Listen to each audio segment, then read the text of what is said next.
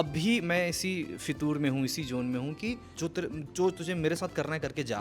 फिर बिहार से आईएमसी में कैसे आना हुआ, शुरुआती पढ़ाई कैसे हुई? मेरे गांव में नाटक खेलते थे सब लोग, वहीं से हमारी एक तरह से कह सकते हैं कि ट्रेनिंग शुरू हो गई थी। पंचायत की एंट्री के बारे में बताइए। दिल्ली से मुंबई गया था तो वहीं अगले ही दिन टीवीएफ से कॉल आ गया, विकास का कैरेक्टर दिया, बोला कि ब्रो करते हैं साथ में काम। अच्छा ही अलग तरह का पागल होता है। जैसे रघुवीर सर इस उम्र में भी वो कितने ईमानदार हैं अपने काम को लेकर के, ये मुझे बहुत प्रेरित करता है। नीना मैम इस उम्र में भी क्या क्रेजी हैं वो काम को लेकर के।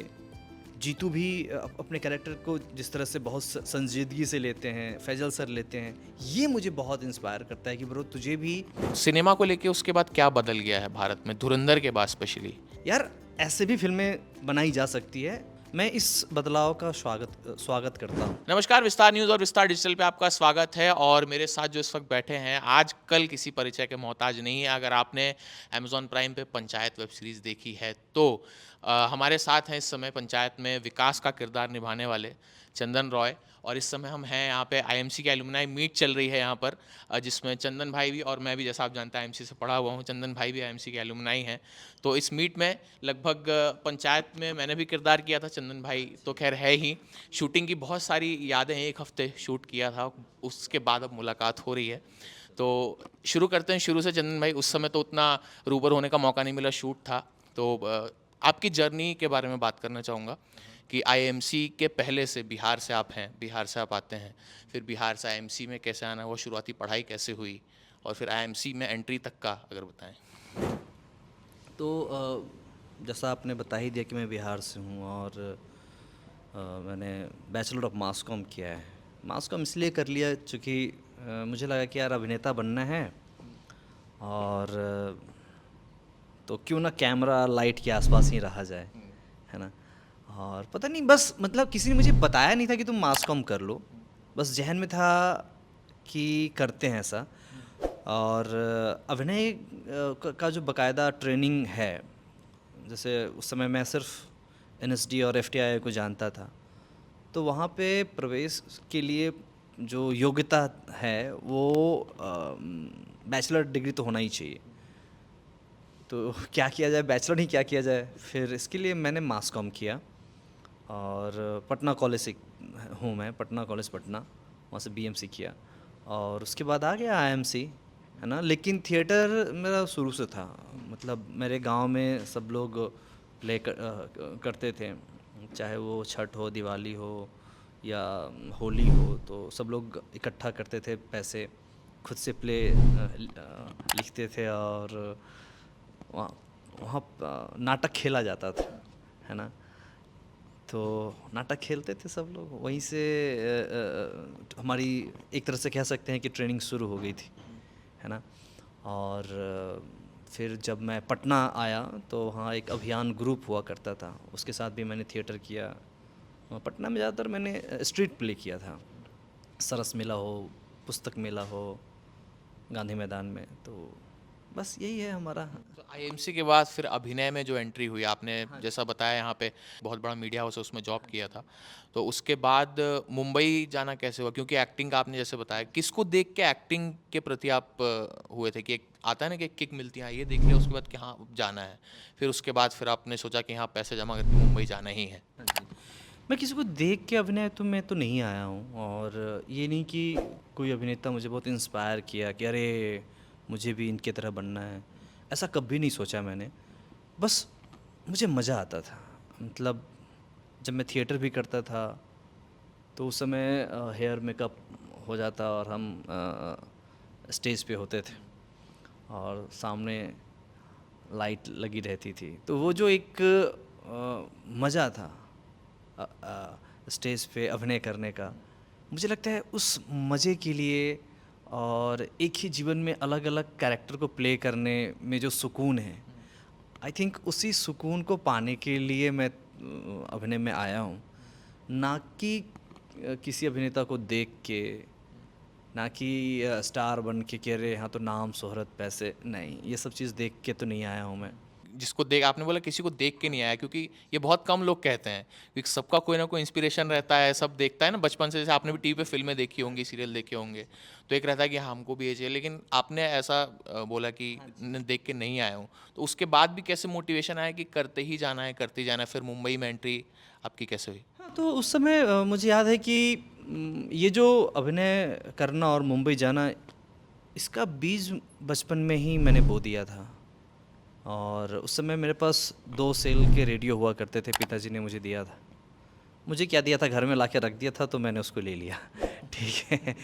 तो वो तो उसमें मैं बहुत सारे इंटरव्यू आता था विविध भारती पे, और उसमें बहुत सारे एक्टर हैं, कंपोज़र हैं, राइटर हैं, डायरेक्टर हैं, उन सब का इंटरव्यू आता था।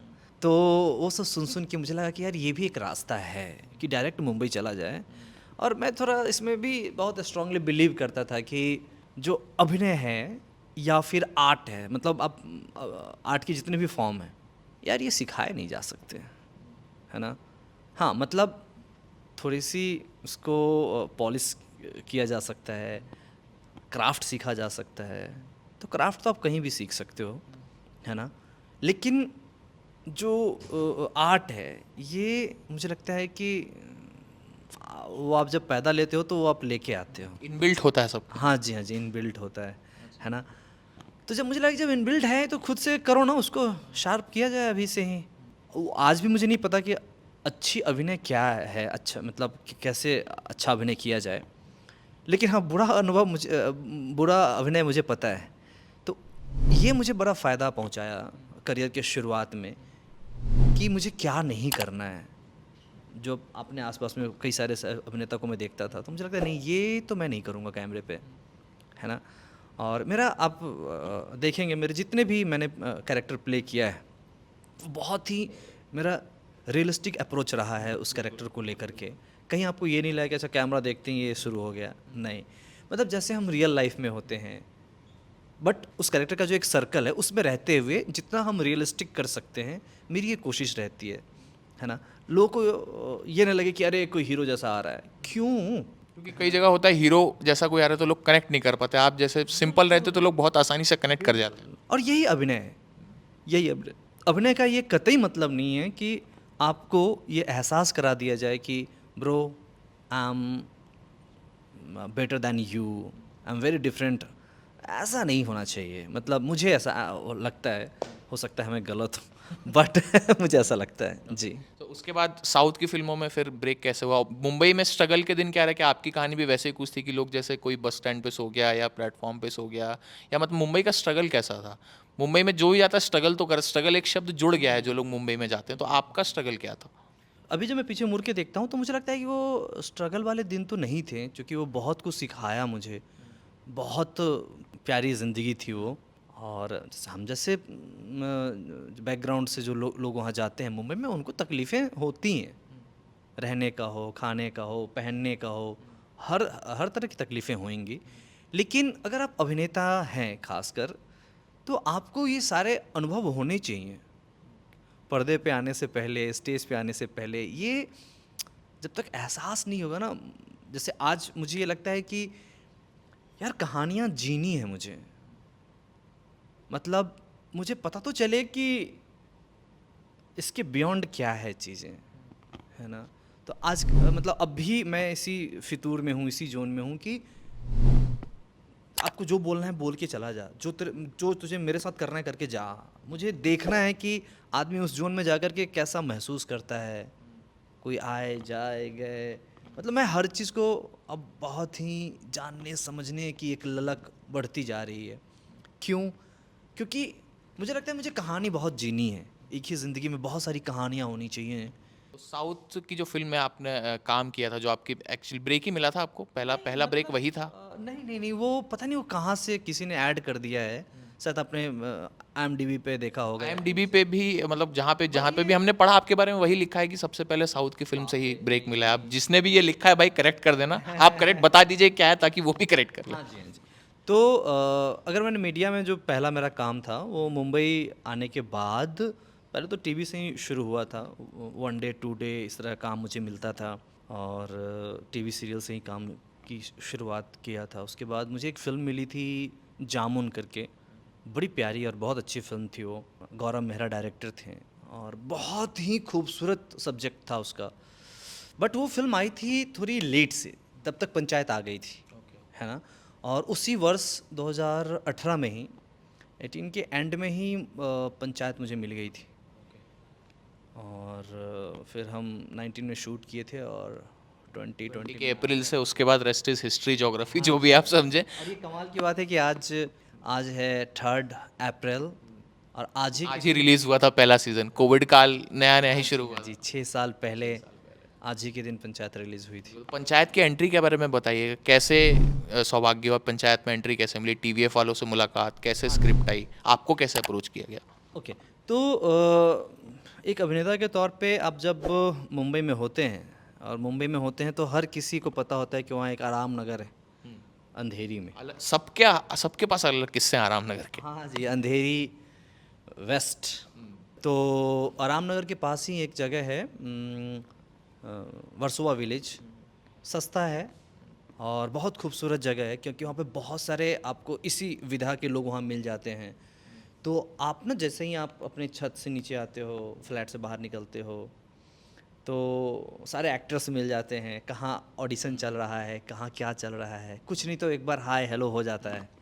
इसीलिए वो जगह मुझे बहुत अच्छा लगता है। और तो मैं वहीं पे रहना शुरू किया था। जब से ही मैं दिल्ली से मुंबई गया था तो वहीं रहना शुरू किया। और हमारा रोज़ का काम होता था कि रोज़ सुबह सुबह थोड़ा रियाज़ करके और हम निकल जाएं काम की तलाश में, है ना? काम मतलब ऑडिशन की तलाश में।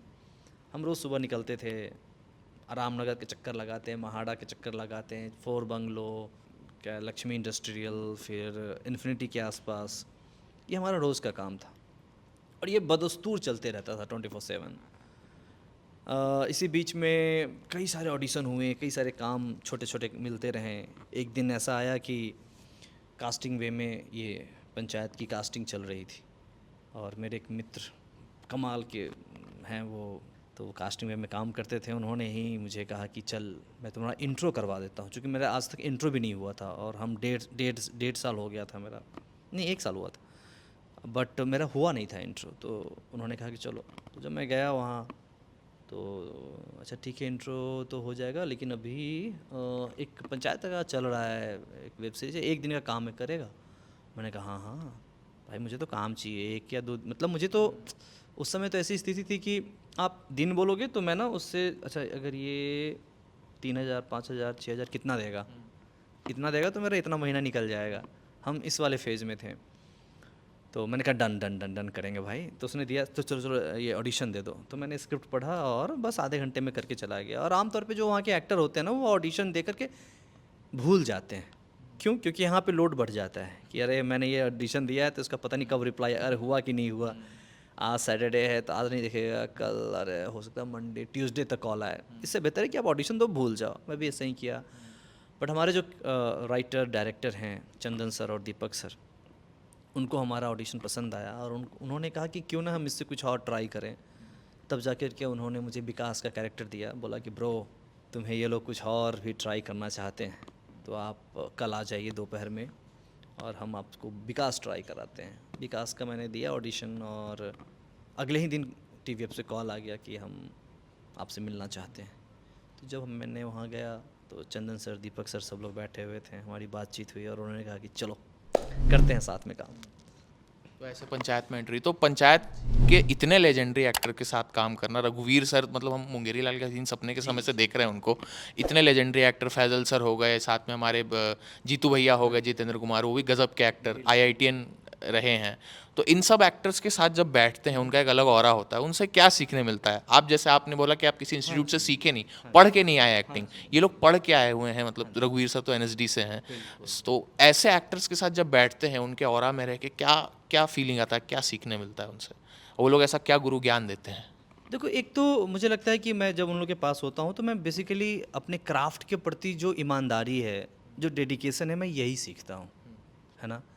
मतलब ये नहीं कि ये कैसे करते हैं वैसे मुझे करना है, ये सब चीज़ें नहीं सीखता हूँ मैं। बट ये सीखता हूँ कि ये जैसे रघुवीर सर इस उम्र में भी वो कितने ईमानदार हैं अपने काम को लेकर के, ये मुझे बहुत प्रेरित करता है। नीना मैम इस उम्र में भी क्या क्रेज़ी हैं वो काम को लेकर के। जीतू भी अपने कैरेक्टर को जिस तरह से बहुत संजीदगी से लेते हैं, फैजल सर लेते हैं, ये मुझे बहुत इंस्पायर करता है कि ब्रो तुझे भी चाहे तू जीवन में कितना भी काम कर ले, एज कुछ भी हो जाए, इतनी ही संजीदगी के साथ हमें आगे बढ़ते रहना है। जी। तो आखिरी सवाल मेरा ये है कि अभी धुरंधर आपने देखी फिल्म जो आई धुरंधर 1-2, तो धुरंधर को लेके के बाद आपका सिनेमा को लेके क्या नज़रिया कुछ बदला? धुरंधर के पहले का सिनेमा, धुरंधर के बाद का सिनेमा, और उसमें जो अक्षय खन्ना एक्टर है आपने उनके साथ फिल्म भी की है टेम्पल अटैक करके, स्टेट ऑफ सीज, उसमें आपने एक रोल किया था। तो सिनेमा को लेके उसके बाद क्या बदल गया है भारत में धुरंधर के बाद स्पेशली? निश्चित रूप से मुझे लगता है कि नज़रिया तो बदला है और मैं इस बदलाव का स्वागत करता हूँ। मुझे लगता है कि ऐसा होना चाहिए और हमारी इंडस्ट्री की सबसे खूबसूरत बातें ये है कि हर तरह की फ़िल्में बन रही हैं और हर मिजाज की फ़िल्में बन रही हैं।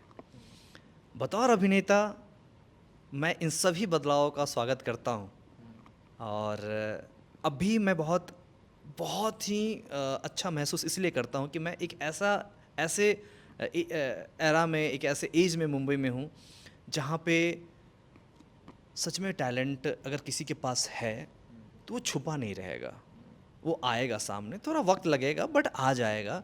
और बहुत ही खूबसूरत टाइम चल रहा है अभी बॉलीवुड का। क्यों? क्योंकि मोनोपोली ख़त्म हो रही है। बीच में कह रहे थे कि बॉलीवुड खत्म हो गया, अरे नहीं। अभी धुरंधर ने बता दिया कि नहीं भाई, वी आर हेयर। हाँ नहीं मतलब देखो एंटरटेनमेंट तो चाहिए लाइफ में, कभी ख़त्म नहीं होने वाली है, तरीका थोड़ा बदलता रहेगा। और मुझे लगता है कि अगर अच्छी फिल्म बनाओगे तो लोग जाएंगे, चाहे वो मॉर्निंग शो में ही हाउसफुल कर दें या मिड नाइट वाले शो में ही चले जाएं, लेकिन जाएंगे, है ना। तो आप अच्छी फिल्में बनाओ, लोग जाते रहेंगे, है ना। बट आपका जो सवाल था मैं उससे बहुत सहमत हूँ कि अभी धुरंधर को आने की वजह से बहुत लोगों में कॉन्फिडेंस आया है कि यार ऐसे भी फिल्में बनाई जा सकती है और आपका ऐसे भी हम बिजनेस कर सकते हैं, है ना। तो मुझे तो बहुत खूबसूरत लग रहा है। तो अभी आप कितने दिन और हैं भोपाल में? मतलब पंचायत की शूट चल रही है, अपकमिंग प्रोजेक्ट्स और क्या क्या आप देख सकते हैं? एक वीक और हूँ यहाँ। हाँ जी, हाँ जी। अपकमिंग प्रोजेक्ट्स के बारे में कुछ बताना चाहें? तो अभी मेरी जो एक फ़िल्म है वो अभी आ रही है RJ Bastar, but I think वो अभी फेस्टिवल में ट्रैवल कर रही है ना। तो उससे रिलेटेड एक बड़ी खुश खबरी आई है, बहुत जल्द मैं वो बताने वाला हूँ। अभी मुझे लगता है कि जल्दबाजी हो जाएगी। इसके अलावा आ रही है एक फ़िल्म राजू बाजेवाला, मैं हूँ और मेरे साथ बालिका वधू में जो थी आविका गौर। आविका गौर, सॉरी आविका तो बट आविका है हमारे साथ और पलाश ने डायरेक्ट किया है, बहुत कमाल का डायरेक्टर है। तो ये फ़िल्म आ रही है अभी। और इसके अलावा मैंने एक किया है खादान, ये छत्तीसगढ़ के खादान में जाकर के हमने शूट किया है, बहुत प्यारी फिल्म है। इसके अलावा मैंने अभी एक बहुत खूबसूरत वेब सीरीज़ किया है कबीर बनाम तुलसी, मैं और अनुष्का कौशिक हैं और हमने काशी में शूट किया है और बहुत प्यारी ये भी सीरीज़ है। और इन सब के अलावा जिसका मुझे बहुत बेसब्री से इंतज़ार है, और ये सीरीज़ का नाम है भाई ब्रो कॉमरेड, बहुत प्यारी सीरीज़ है ये। आई थिंक ये सिटकॉम है सीरीज़ का नाम, बट वो सीरीज़ फॉर्मेट में ही है। 13 एपिसोड है। मैं, कुणाल रॉय कपूर और ताहा शाह, 3 दोस्तों की कहानी है। मुझे बहुत इंतज़ार है उसका। और एक और है रिटायर्ड हार्ट, मैं हूँ, जिम्मी शेरगिल हैं उसमें, मैं उसमें फास्ट बॉलर बना हूँ। आई थिंक वो भी बन के तैयार है, वो भी पता नहीं कब आएगी बट आ जाएगी वो भी। तो अभी तो इतना ही मुझे याद आ रहा है। इतना ही मतलब देखिए चंदन भाई पंचायत में तो आप जानते हो, उसके अलावा कितना कुछ बकेट में लेके बैठे हैं और उम्मीद है कि आने वाले कई सालों तक एंटरटेन करते रहेंगे। चंदन भाई बहुत बहुत धन्यवाद यहाँ एमसी कनेक्शंस में और विस्तार न्यूज़ विस्तार डिजिटल के साथ जुड़ने के लिए। आगे भी मुलाकातें होती रहेंगी और होपफुली किसी न किसी शूट में फिर मुलाकात हो जाए।